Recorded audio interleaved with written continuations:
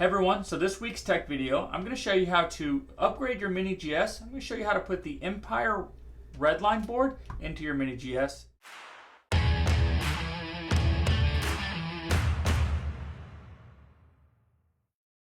The Redline board offers a screen, so that way you're able to easily read and change the firing modes, the settings, all kinds of different stuff, faster rates of fire, without having to memorize the colors. If you're not familiar with that at all, basically this allows you to give you a little screen on your gun to make your adjustments and fine tune it for different performance upgrades and whatnot.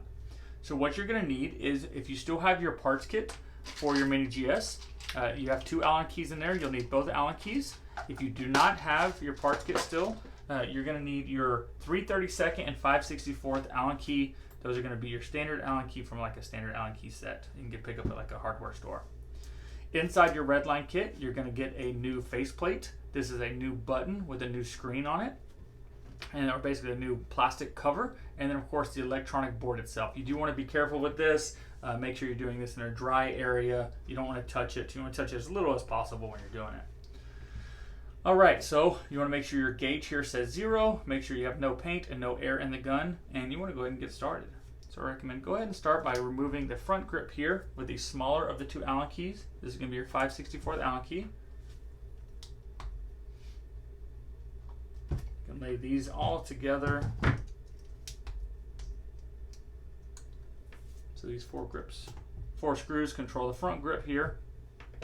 I definitely recommend the Redline grip. We get that question a lot, is it worth it? I definitely think it is. It used to be a lot more expensive, and now it's only $99. So it gives you huge features as far as your fine tuning and adjusting the gun, rather than, it makes it just way easier, 10 times easier compared to the other way when you're at the local paintball field. So definitely recommend it.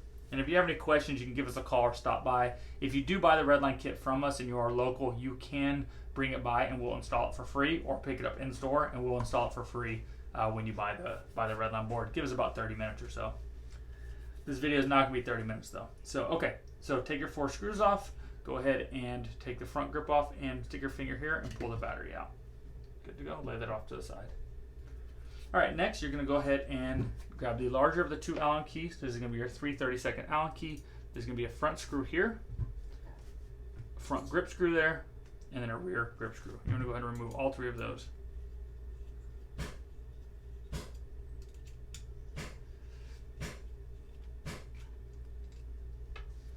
Go. Good to go.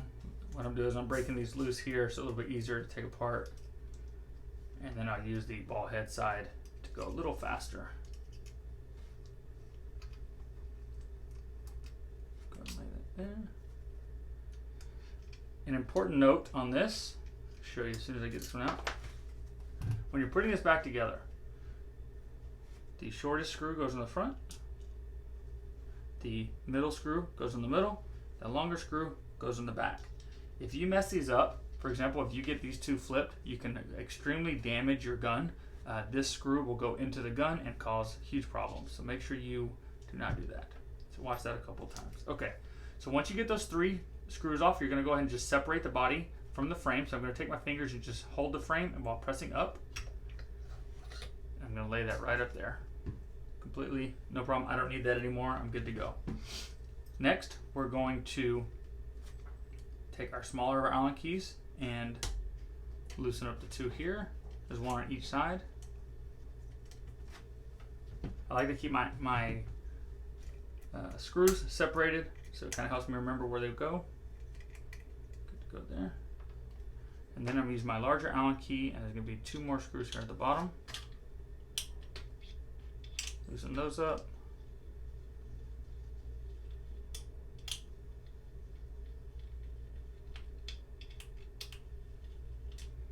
Those 2 should fall out if you get them all the way. There we go.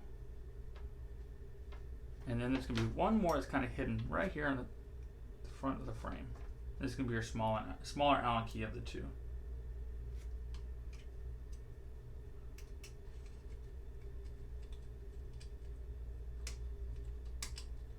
Good to go.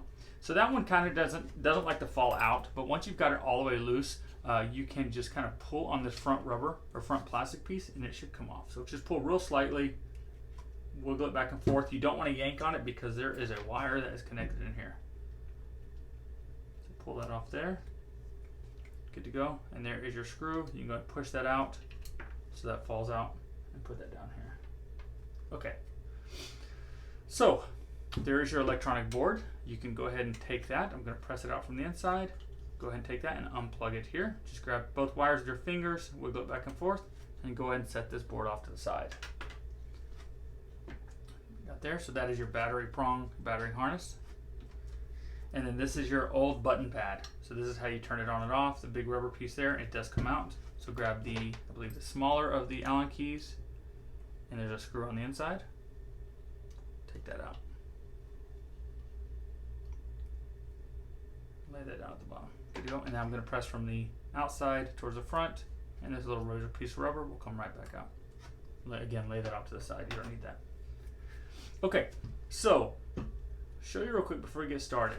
You have a new button here that's square, has a square face, and you have your button here. So this is your new button that you're going to press. The hardest about putting this in, hardest pretty much out of everything, is you got to make sure that that square piece fits exactly inside the little brass button there.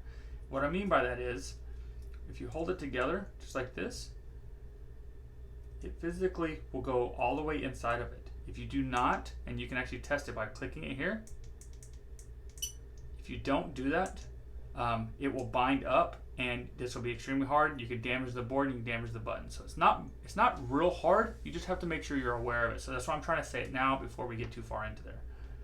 So you have your board, set that offside.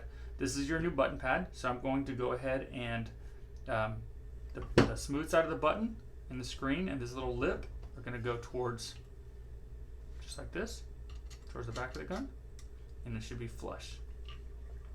So there is a piece of tape on here. What I like to do is take the last screw that you put in and just puncture through that tape, and this is going to hold all this together. Again, you're just going to tighten this down just a little bit, nothing crazy. I'm not putting a lot of pressure on it, just a little bit there. Good to go. Okay, there's your button. That's important onto this, basically, to make sure you have it lined up.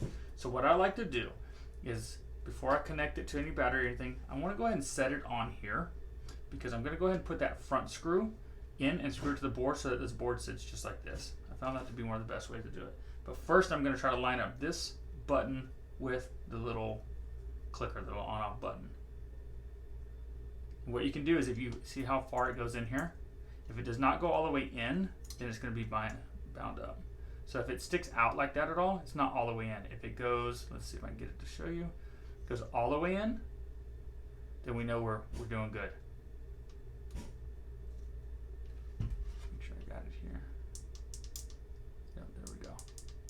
So that's what it looks like if it's correctly in place. So I'm going to get it correctly in place.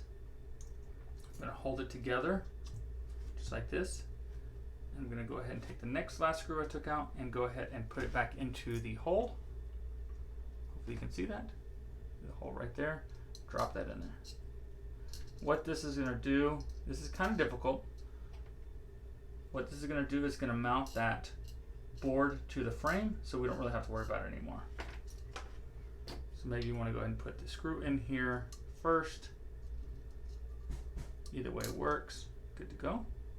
So I now have that screw in there, got my finger in place, and I'm going to line up the square button with the hole here, and then hold it all together and tighten this up. Once we have this screw and everything in place, so make sure you take your time. Once we have all this in place though, everything else is real easy, just to put it back together. Okay, just snug it up. So what we're looking for here is straight all the way down. You can press the button, make sure it works.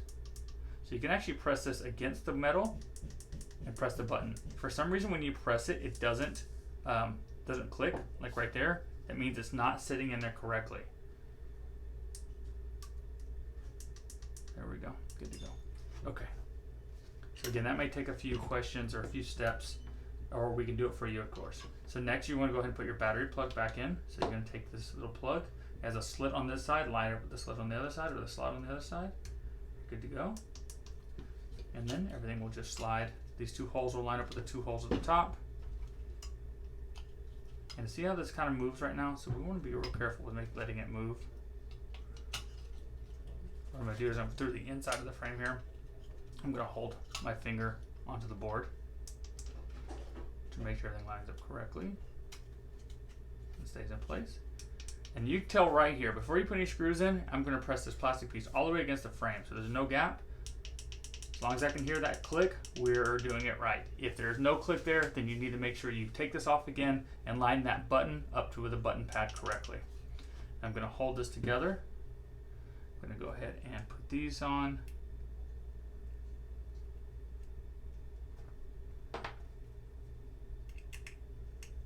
And tighten this up. I'm going to do one here on the top, and then I'm going to go back to the ones in the front.